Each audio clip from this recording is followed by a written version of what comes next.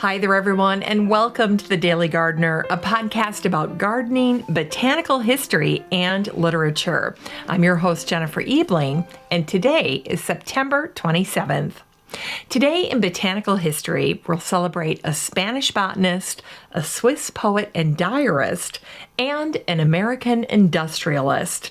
We'll hear an excerpt from a best-selling book where the main character is a 12-year-old girl named September. And we grow that garden library today with a book that offers a year's worth of fantastic wildflower paintings and notes. And then we'll wrap things up with a lab girl, a scientist whose incredible book was released just 5 years ago. Can't believe it. Well, I tell you what, we are ending the year strong around here. Up at the cabin, we are installing gravel pathways and patios. We're putting in a new fire pit. We added a cupola to the shed. That was a find on Facebook Marketplace. We're painting the weather vane, which is a landing duck. That's going to be painted copper, so that's going to look great. And we're doing all this activity up there in preparation for my son's graduation. PJ will be graduating from high school in the spring, and so his graduation party will be up at the cabin. So we're doing all this activity, and I think I have about 50 perennials that I have split all summer long and then kept alive in pots. And those babies have got to get in the ground.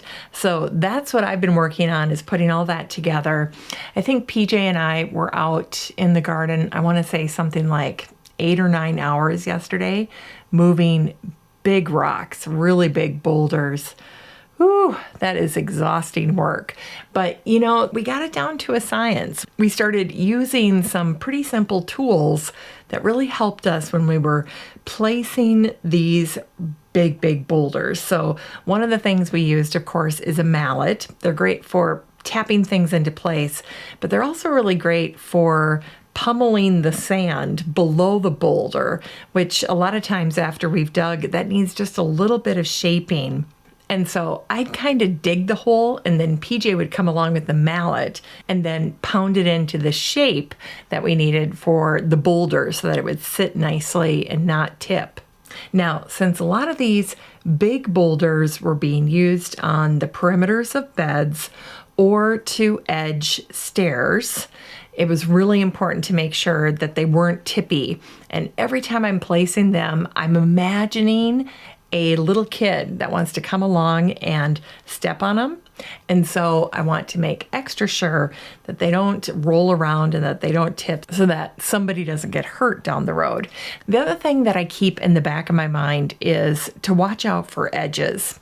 Every now and then you get a piece that really looks great, but at the same time, the really good looking pieces seem to have some sharp or rough edges.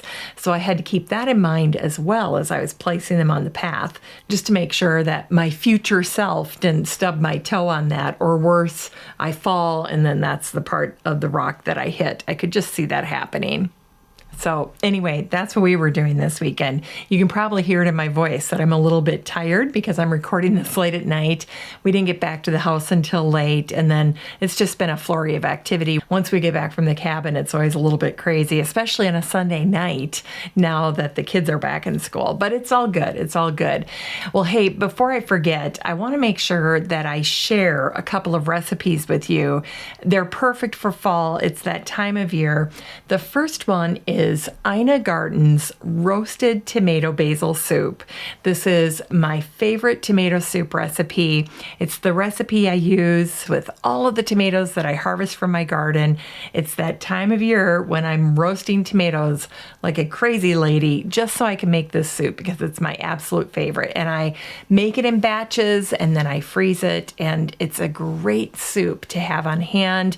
You can pull it out all season long, all winter long, through the spring, and I never get sick of it either. So that's another great thing. So I will share that with you. It's Ina Garten's roasted tomato basil soup. It's fantastic.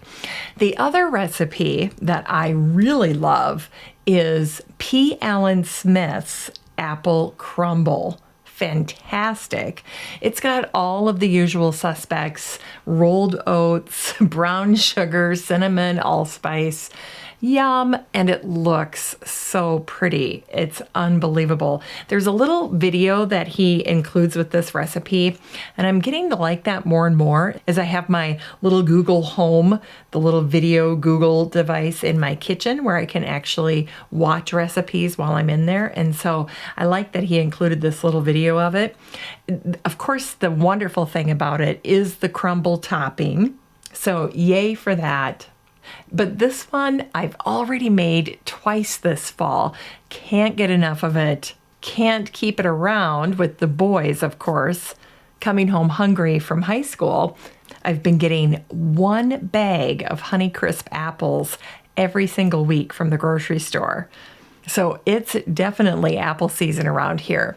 Now, I have to mention really quickly, too, that my other favorite apple recipe is my mom's recipe that she got from a columnist in our hometown newspaper in Worthington, Minnesota. It was from Dorothy Rickers, if you happen to be in that area or know of Dorothy. She always had such great recipes. And this is a recipe for apple bars.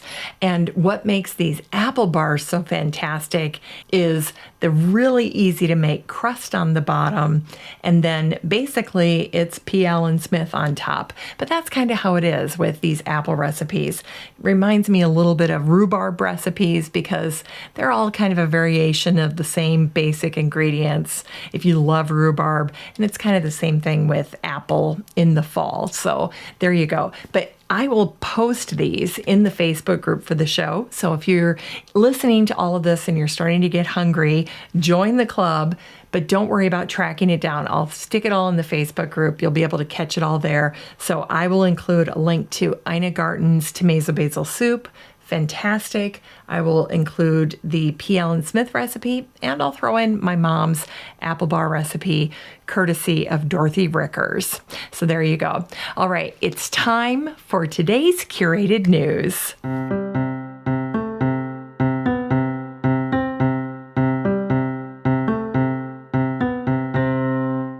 Okay, well, today's curated news is a little bit of a left turn from the world of gardening, and yet it's not. This is a fun curated article, and it's all about new books that are related to design. This was featured in wallpaper.com, and the title of the article is New Books: How Designers See the World. So this is a roundup of books about designers. Now, for me, the way my mind works is I can hear something about office design or building design, and that will translate for me when I'm out in the garden. And so if you fall into that same camp, one or some of these books may speak to you in the same way. In any case, this was a fascinating list to go through. There's a really great book about inclusive design. That was great. And then there's also this really crazy fun book. It's called Buchanan Smith's Axe Handbook. This would be a great book for dad or grandpa. And this is a book about tools. So it's the history, evolution, craft, care, and use of everyday tools. Really fun. And it's got the font and then the drawings and such, and it just screams dad to me. So this looks like a book that my dad will be getting. I hope that he's not listening to this, but that's on my list now for Christmas. So there you go. I just quickly added it on Amazon. Let's see. Is there anything else on here? Ooh, here's a really good one. 1,000 Design Patents. Now, I haven't seen this book yet, but I bet you anything that there are a few garden-related patents in this book. If you get it and you happen to see some of those, let me know about it. That's always fun. Let's see. It wraps up here with there's the alphabet of architectural models. That looks very good. And the age of combustion. This is one my son would like. So fascinating books on design. And I called this little segment Designer Vision, seeing the world the way designers do. They definitely bring a unique perspective, and it's one we tap into again and again in our gardens. All right, if you would like to check out this post, it was featured on wallpaper.com. Don't worry about it. I'll throw this one in the Facebook group as well. You can find it there. Just search for the word designer and this post will pop up. Now, if you're not in the Facebook group, don't worry about it. You can always join the Facebook group. It's completely free. You can join at any time. You can leave the group at any time. And all of the articles that I curate for you are put in the Facebook group. You just have to search them up. If you'd like to join the Facebook group, all you have to do is head on up to the top of the search bar. In the place where you'd normally type in someone's name, you just type in Daily Gardener Community. That's the name of our group. You'll see it pop up and then just request to join. And then I will admit you into the group. I think you just have to answer 3 questions. Very, very easy. And you'll go and I'll see you in there. All right, it's time for today's botanical history.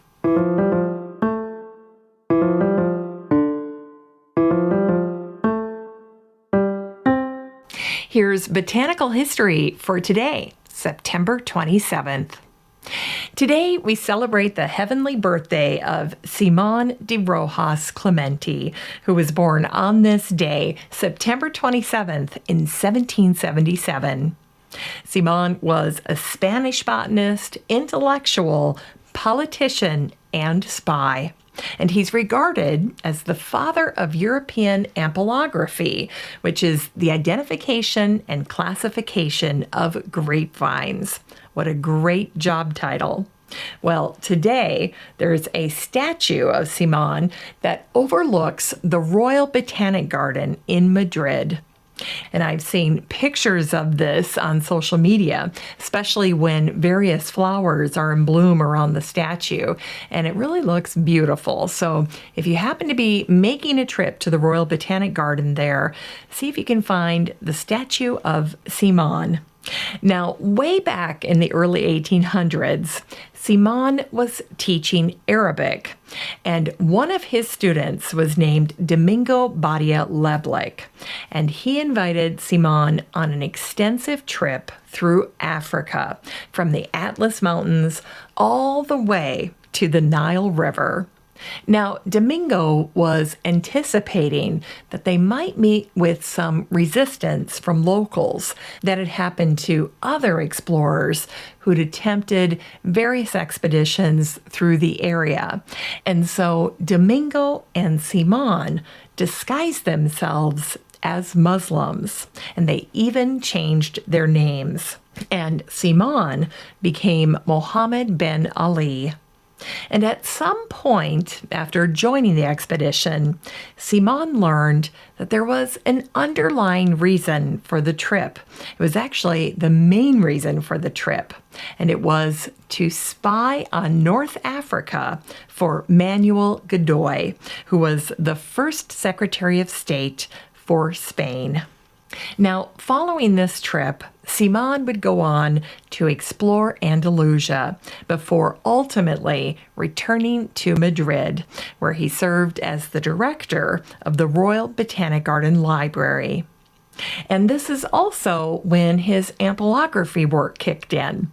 In 1820, Simón planted a collection of grapevines at the Madrid Royal Botanic Garden, and to this day, Simón's grapes are among the wine and table grapes that are grown in the garden, and they represent all of the grapes that have been grown in that country since the 18th century. But wait, there's more, because Simón's herbarium contained 186 specimens of grapevines, and his herbarium remains in excellent condition. Now, Simón's herbarium is truly a national treasure. It's one of the oldest collections of grapevines in the world. But what makes it even more special is that he gathered up all of these specimens before phylloxera arrived in Spain, because phylloxera wiped out many of the European grapevines. And so to have these samples before they were tainted with phylloxera makes them extra special. And as you might have already guessed, Samples of Simon's grapevine specimens have been genetically analyzed thanks to modern DNA testing.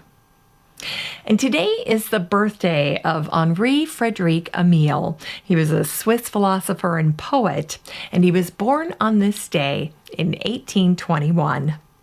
Now, Henri is remembered for his diary, which was called Journal in Time.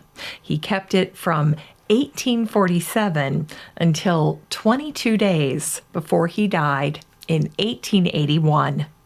And today I thought I would share a few of his entries because they'll really give you a feel for Henri and the way he thought about things, and truly just how beautiful his writing was. He truly was a poet. On August 26th, 1868, he wrote, "Say to yourself that you are entering upon the autumn of your life, that the graces of spring and the splendors of summer are irrevocably gone, but that autumn too has its beauties. The autumn weather is often darkened by rain, cloud, and mist, but the air is still soft, and the sun still delights the eyes and touches the yellowing leaves caressingly. It is the time for fruit, for harvest, for the vintage, the moment for making provision for the winter. My life has reached its month of September. May I recognize it in time and suit thought and action to the fact." And Henri also wrote this popular garden quote in one of his entries. See if you can recognize it. It goes like this: "A modest garden contains, for those who know how to look and to wait, more instruction than a library." Great quote. And today is the birthday of James Drummond Dole, the American industrialist. He was born on this day, September 27th, in 1877.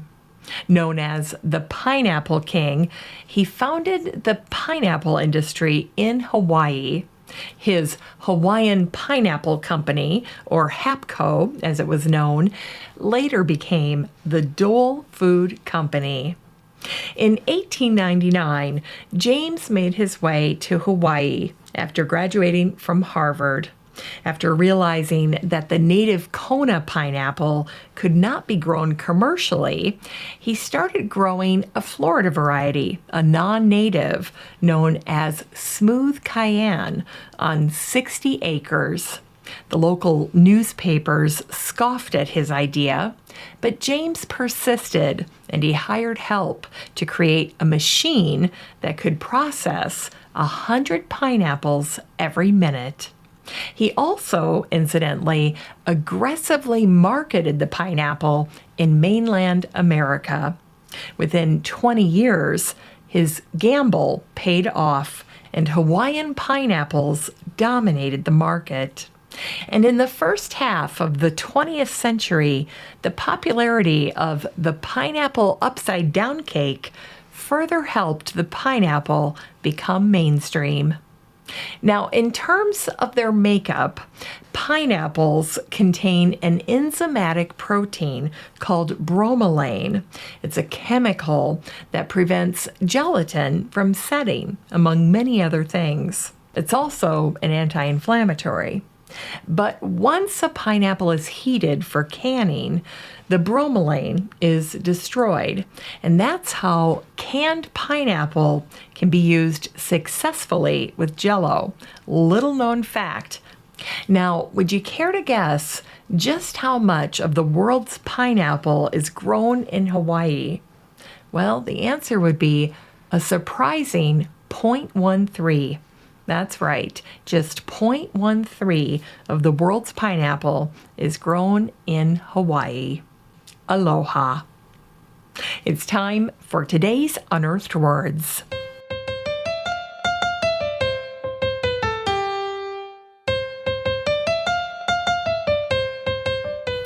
Today's unearthed words come to us from a book that Time magazine calls one of the most extraordinary works of fantasy for adults or children published so far in this century. This is a book by Catherine Valenta, Cat Valenta, and the title of the book is The Girl Who Circumnavigated Fairyland in a Ship of Her Own Making. Now, in this excerpt, we will hear about September. She's the main character. She's a 12-year-old who lives in Omaha, and she used to have an ordinary life until her father went to war and her mother went to work. Here's the excerpt. She liked anything orange, leaves, some moons, marigolds, chrysanthemums, cheese, pumpkin, both in pie and out, orange juice, marmalade. Orange is bright and demanding. You can't ignore orange things. She once saw an orange parrot in the pet store and had never wanted anything so much in her life. She would have named it Halloween and fed it butterscotch. Her mother said butterscotch would make a bird sick, and besides, the dog would certainly eat it up. September never spoke to the dog again, on principle.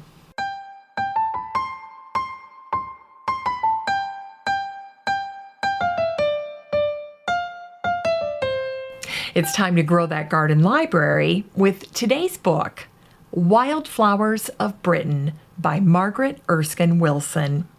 This book came out in 2016, and the subtitle is Month by Month. Here's what the publisher wrote about this book. Margaret Erskine Wilson, late president of Kendall Natural History Society, was a keen amateur botanist and watercolorist. In 1999, she donated to the Society 150 sheets of watercolor paintings representing 1,000 British and Irish plants in flower and fruit, painted over many years and in various places. And at the time she donated the paintings, she wrote, "Begun in 1943-44 for a friend who said, 'I might learn the names of flowers if you drew them for me in the months they're in flower.'" Well, the result is this beautiful, previously unpublished book of all of her accurate and informative illustrations painted over 45 years. Over 1,000 British and Irish flowers are represented in this book, and still today it serves Margaret's original purpose. It's an easy way to learn the names of the country's delicate and beautiful wildflowers. This book is 176 pages of a year's worth of Margaret's extraordinary paintings, plus notes, plus the English common names and the scientific names. You can get a copy of Wildflowers of Britain by Margaret Erskine Wilson and support the show using the Amazon link in today's show notes for around $12.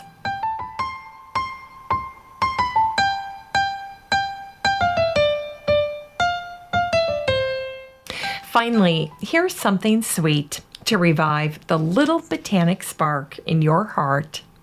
Today is the birthday of Hope Jaron, who was born on this day, September 27th in 1969.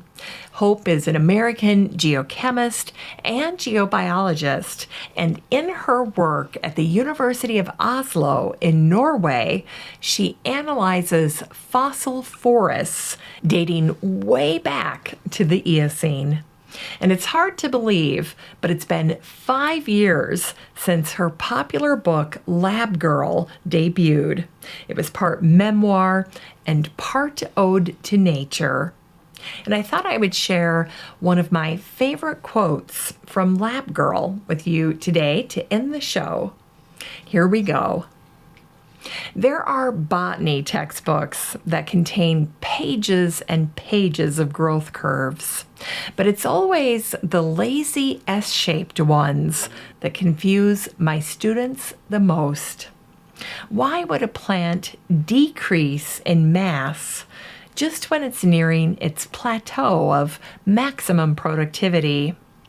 I remind them that this shrinking has proved to be a signal of reproduction.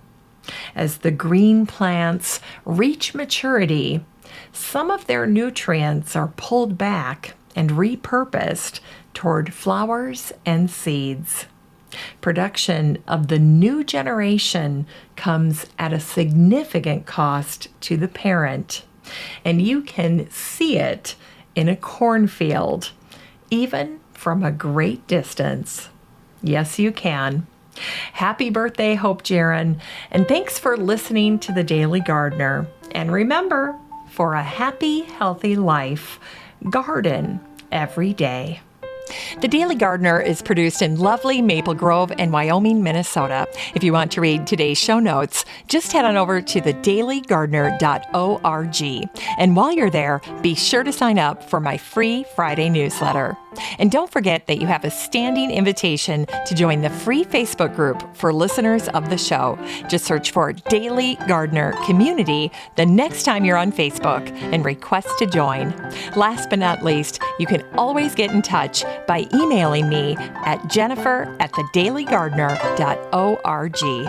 I'm your host, Jennifer Ebling, and as always, have a great day in the garden, and we'll see you tomorrow.